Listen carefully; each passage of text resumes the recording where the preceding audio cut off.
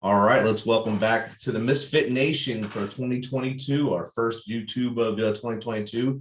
Jeni, she's a Tel-Aviv-based former architect turned entrepreneur, speaker, and coach. She keeps entrepreneurs and workers she teaches them to work smarter, not harder, and keeps them to stress less and accomplish more. How are you, Jeni? Welcome to the show. I'm great. Thank you for having me. So why don't you take us a little on a journey about Jeni and tell us about how you grew up, what you were taught to do as you grew up, and how you got to where you are now.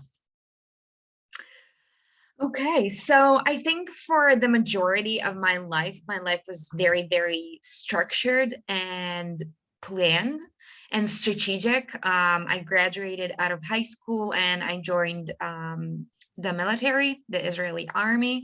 I served for 3 years. I went to just as planned, I went to do officer schools. After I finished with my service, I went straight to university, studied my architectural degree. After finishing this, got a job. Like everything was very, very structured, planned, meticulous. I was always a hard worker. I was always a hyper achiever, looking to do my best, get straight A's, excel at my job in the military, excel at my university, and excel at my. And until one point, I burned out. I had enough. It was too structured. It was too work. I was refer to myself as a recovering workaholic. So I used to work so many hours and just be in this grind that I feel like a lot of us are at. And at some point, it just felt like I didn't have air to breathe. Like I was constantly working and doing and trying to juggle outside of work, my career, but also family and a relationship and friends and like a little bit of leisure time. But it just always seemed like there's no amount of hours during the day to have all the things that I wanted to do. So I decided to change things up and look for ways how to cultivate more leisure, more happiness, more joy and space into my life. And this is kind of how I quit my job as an architect after almost a decade, and decided to just change things up. I started traveling, did the whole digital nomad thing for a while, and went into coaching. This is how I started my blog, Leisure Hacker. It was still in my days as an architect. It was just like a way for me, mostly to help myself, but also help other people, to share my knowledge about how to become more productive so we can get more done during our day and our work, so we can have more leisure time. But it slowly grew into more and more tools of positive psychology, of mindfulness, and how to hack leisure into our lives. And today after a couple of years, I became a coach. And today this is what I do. I coach on mindful productivity and mental fitness. So this is a little bit about me. I mean, that's outstanding. That's a journey right there. So obviously your upbringing was structured. Like most children, they have parents that tell them, I want you to be better than me. I want you to achieve this, and I'll make sure you get there. So like you said, getting the straight A's, doing everything great in school, then doing your service, and also becoming an architect and being the best at your profession as an architect. Burnout you had to feel it coming earlier than it actually happened. You probably seen the signs, but didn't really know what they were. Can you tell us about those signs, and maybe you missed them and then you finally seen the bright light that said, hey, you're burnt out, stop? Oh, I definitely missed the signs. I think it wasn't as talked about as it is today. It was already like 6 or 7 years ago, so it wasn't a thing then. But it was just burnout can present itself in many ways, but I think it's starting out with even physical fatigue. I had constant headaches all of the time. I had a lot of even physical symptoms that I thought that meant that something physically wrong with me, like a lot of headaches. I got frequent colds all of the time that I didn't associate with mental burnout at that point. And it can also form in the signs of like cognitive symptoms, always forgetting things, feeling dis-ease, feeling constantly grumpy. A lot of us that feeling like unease or grumpy during our day, we think that this is the way we are, or just because life are is hard or is stressful, but it's not. It's a lot of the time symptoms that our energy is so low that we're on our way to burnout. Definitely, like what you said there about you start to feel like that's the way you're supposed to be, but it's not actually real. It's not really supposed to be. No one's supposed to be angry all the time or upset all the time at every little thing that goes on in their lives or in things they can't control.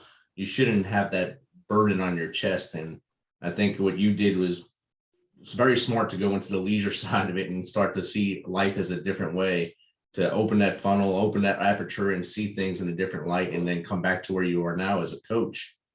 So how did you realize you wanted to help others in their journey to, I guess, a mindful way of life, a more productive way of life? I think it started with my healing journey and recovering from burnout and understanding what caused the burnout and how can I avoid it. I was always into productivity, but from a more of a doing perspective. I Leisure Hacker started as a productivity blog. It was all about like doing more, goal setting, time management. With time, I realized that productivity has nothing to do with time, because time is a finite resource. We all have the same time, you, me, everybody. And still there are some people that get so much done during the day, and they run their own business and they have family and kids and they do all these things. And some of us just barely make it through the day. So the time is the same time.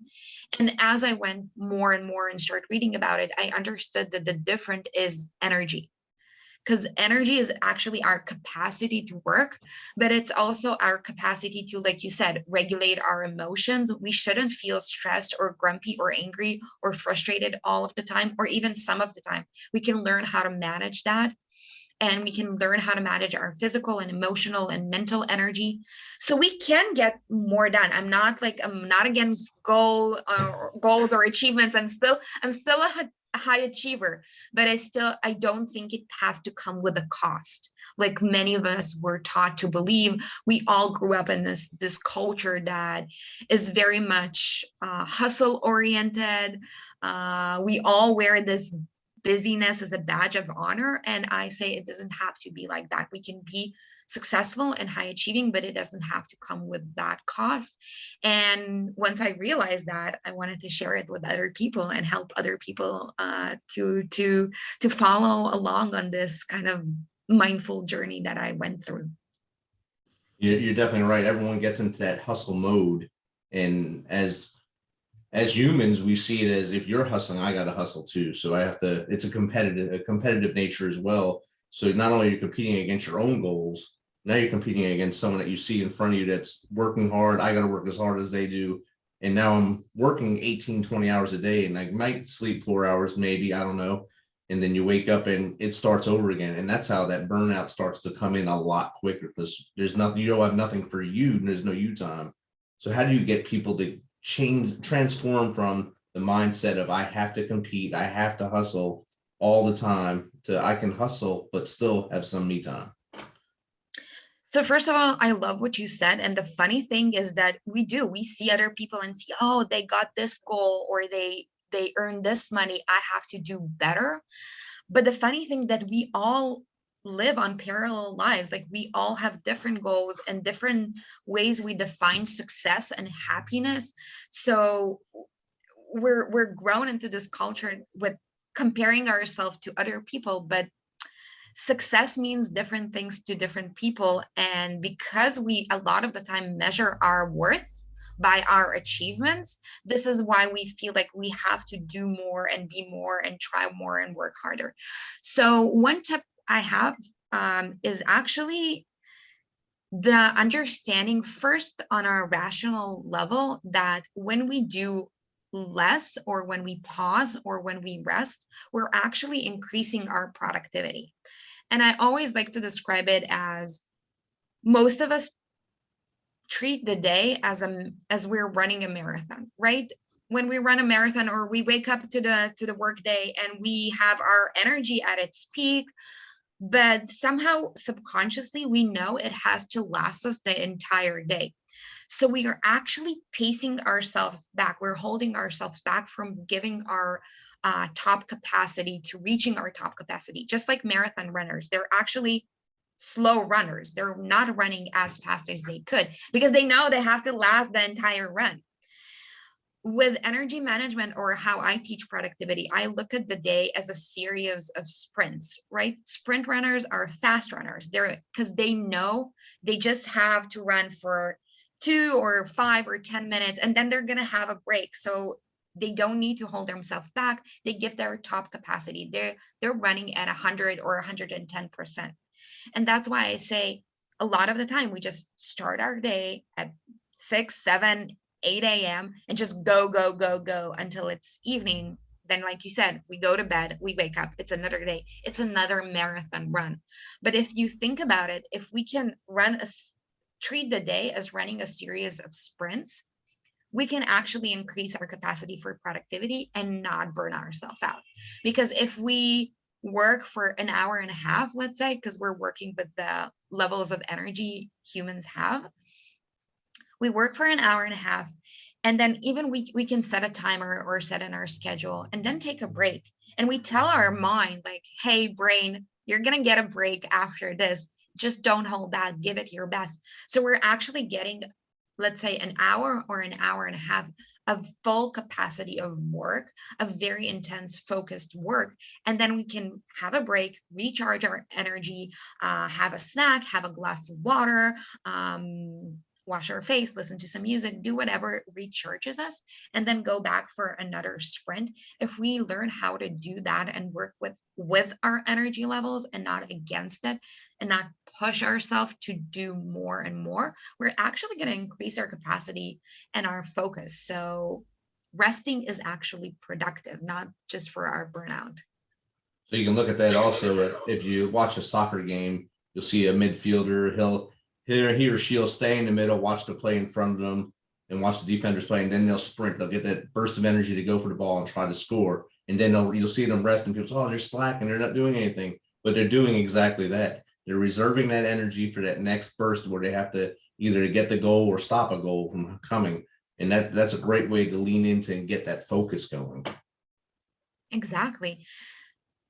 And I mean, sprinters, I'm not a sprinter by no means, but if I could be a sprinter, I understand that analogy very well. Because if you look at, say, Usain Bolt, when he did the 100 meters, he can go out there and just crush the 100 meters in the heat, go drink some water, watch the other heats, come back, take the next level, do it again. And he's smiling the whole time because he knows he focuses on that 10 seconds.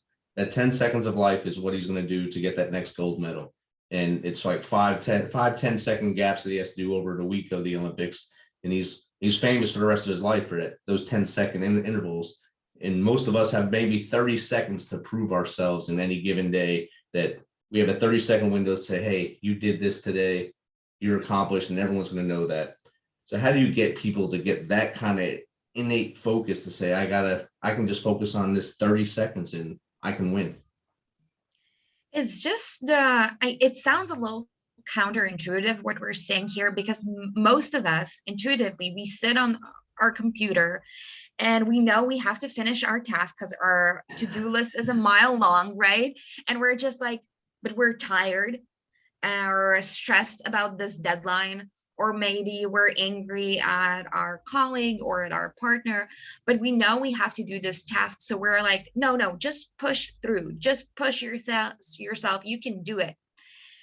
While we need to do the exact opposite. This is the tricky part. Understanding and being able to intercept that thought at the moment.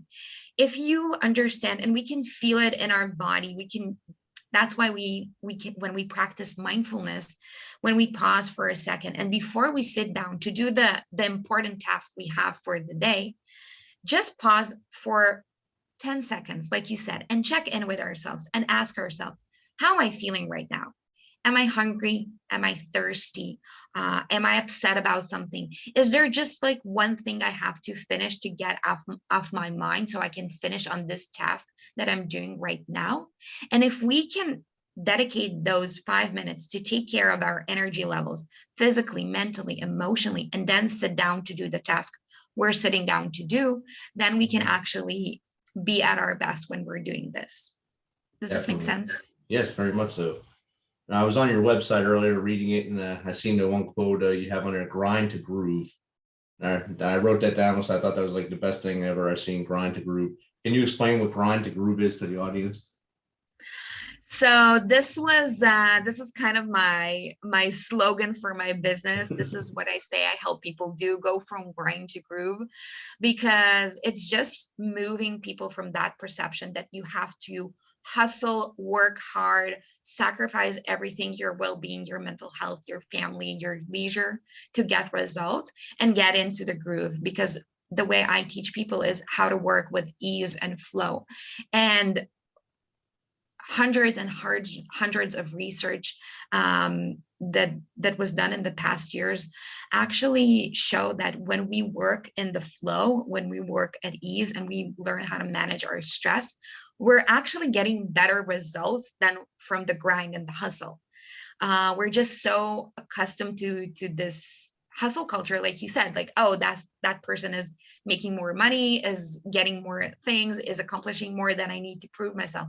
Once we let go of this hustle mentality and we understand that we can get the same, if not better, results with ease, we can live our life in the groove. And like, this is what we're here for: to live happily and just to actually live life, not to work all the time. And I'm not dismissing work. Like I said, I'm a high achiever. I love my business. I love working, but it's not the entire, like, it's not my identity. It's not my worth, and it's not my entire life.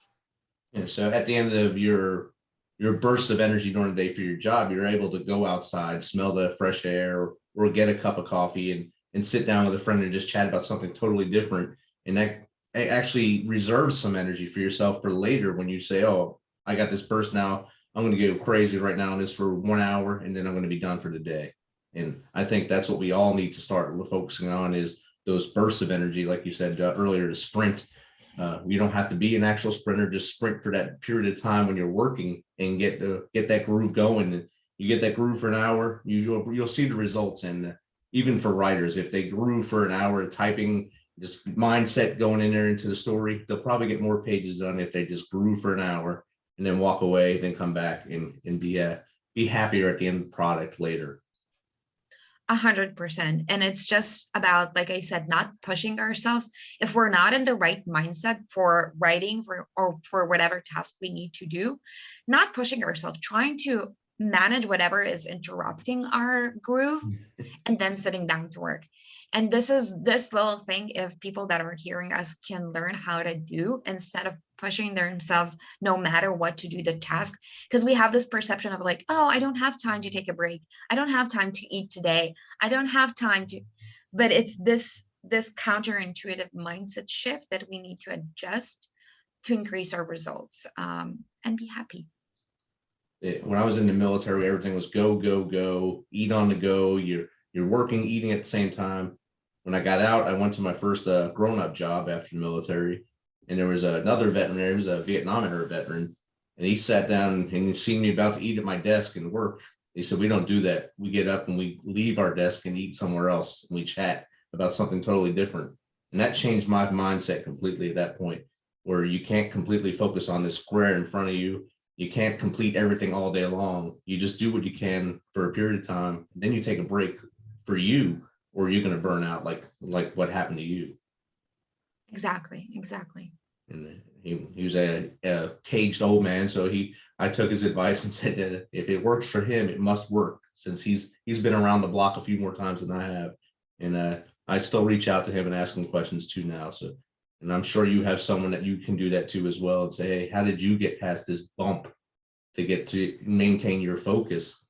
And now you're a coach. You're out there in the digital world, probably live world, dude, and you teach mindful productivity. And what is your biggest success story for one of your clients? Oh, I have many. I think that um, it's funny to say because most of the time when we're talking about success stories, my immediate reaction is telling about the people that made the most money or found the best job or anything like that. But I think the most successful stories I have are either people that I also have a lot of clients that have ADHD or focus issues or a lot of problem with focusing, and through mindful productivity and through how I teach, they manage to actually sit down and focus for extended periods of times. And for everybody that has ADHD or knows how hard it is, knows it's a huge win. But I think that the things that make me the happiest hearing from clients is the fact that they got their lives back. They have time to travel and spend time with their family and with their kids and just pursue hobbies and just feel more at ease during the day. Because I think as entrepreneurs or anybody who has a job, there's so much stress. We live in a culture that is stress induced, especially with everything that's going on in the world right now. It's been such a stressful almost couple of years now. Yeah. And we carry this pressure, we carry that stress in our shoulders, in our jaws, in our bodies, and we carry it to wherever we go. We just accumulate more and more stress. And learning how to manage that stress and be able to show up for your business or for your work or for your family with a smile, I think that's the biggest win. It's definitely a big win. And like you said, the last 2 years have been I guess a roller coaster of emotions for most of the world. And not just with the pandemic, but there's other stuff going on as well. I mean, right where you are, there's strife there in Tel Aviv with your neighbors there that it's been a constant struggle there for a long time. And so you have that stress, and you have the pandemic stress, and you add life stress on top of that, and the bubble just starts to burst after a while. We just went away. We had to get away from here just to get up to breathe, to have a relaxation, to go on vacation. And that helps my wife, especially as a teacher, because she's so focused on getting the children prepared for the next level that she forgets about her. She doesn't take care of her ever. So getting her to a beach is probably the best thing I can do for her. It doesn't mean she won't go in the water, but she'll go to the beach and she'll relax, and she won't think about here. She'll think about just there in that moment. And I think that helps many people to just recharge and get that more renewed energy to get forward in life. Have you ever just told someone, hey, just go do something you used to do as a kid and made you happy, and then come back and see if that helps your energy? Oh, 100%. And I think that, I think it's amazing getting away and getting on vacation. But I also want to say that that's usually not the solution. A lot of the time, I always like to look at our energy levels like a pool of water, right? We have this level of water that, or energy, that is optimal for our performance, for our well-being. And life, like you said, life is draining that energy and that water from that pool. Stress, work, all of, even our internal stresses, overthinking, doubting ourselves, stressing about the world, about family, about money, about whatever, it drains that energy from that pool. If we let the pool level go down without actively pouring more water or energy into the pool, where we're going to find ourselves sitting in a dry pool. This is actually what I call burnout, chronic stress or chronic low energy levels. This is a state of burnout. But a lot of the time we wait until the level of the water is so low, and then we're like, oh, I have to have a vacation, I need a break. Some people burn out, some people are just like, no, I have to take a vacation. But what about just doing it daily? This is my whole like life perception with leisure hacking. How can we hack that vacation into our life? Yes, going away to the beach is amazing. Like I wish we can do it more and more, but unfortunately we can do it every day. We do it once a year or twice a year or a couple of times a year if we're lucky or if we have the means. But if we don't need time or money to recharge our pool or to replenish our energy or to take a breath. And like you said, it's all about putting the oxygen mask on ourselves first. And even with your wife is a great example. Teachers have like the hardest work ever, but they need to take care of themselves and on their energy levels and their happiness so they can give to the kids, so they can be good at their job. Not even from a selfish perspective, just from like, if you're happy and you're take care of yourself and you have energy, you're always going to be a better teacher, a better husband, a better wife, a better person. So I say, like, how can we hack that feeling of vacation, of being next to the water, into our daily lives? And it can be small as just like going outside and looking at a tree, or just taking a few deep breaths next to our computer. It doesn't have to be long or cost any money. It's just so simple to live mindfully. You can literally download the sounds of the waves crashing and listen to it and have that just Yeah, playing as white noise in the background to help you out, I guess. Yeah. exactly. Close your eyes for 5 minutes, play this ocean sounds, and you can have this feeling even for a second. It's not replacing any vacation, but even for a second, it really, really changes our lives. Definitely. How about the mindset of most humans? If they get it, giving a task and it says you have until X day to get it done, we'll wait till the day before to do it. So, how do you stop someone from being such a procrastinator that they add so much stress to that one day? They can actually get it done much earlier or actually work on it sooner. Oh, procrastination, my Yes. favorite topic. We need to understand that procrastination is not a time management issue, right? Because we have the time, we just postpone it to the very last minute. And it's not a character trait. People aren't procrastinators, or people aren't lazy, or it's nothing like that. It's just that little voice in our mind. A lot of the time I work with like personality types, and procrastinators are called the avoiders. What happens is that our subconscious mind is actually prone to avoid anything that is unpleasant, like cleaning the house, doing the chore, or whatever we're procrastinating. And we want to move towards pleasure, watching YouTube movie, or scrolling our social media, or doing whatever we do to procrastinate. And it's just about starting to have a dialogue internally and understanding, because procrastinators know they procrastinate. It's not mindlessly. They're like, oh, let me just scroll on Instagram, or let me just do this unimportant task before I actually deal with that. And it's just a matter of telling ourselves, like, hey, no, this is important. I need to get it done. I don't want to feel that stress that comes with doing everything in the last minute. And just having this internal dialogue with ourselves and understanding that, yes, watching YouTube right now is going to cost us, is going to make us feel nice and all warm and fuzzy inside when we're avoiding the task, but eventually it's going to cost us more, and it's going to cause us more and more stress. So just having this even rational realization will help us move slowly away from procrastinating things.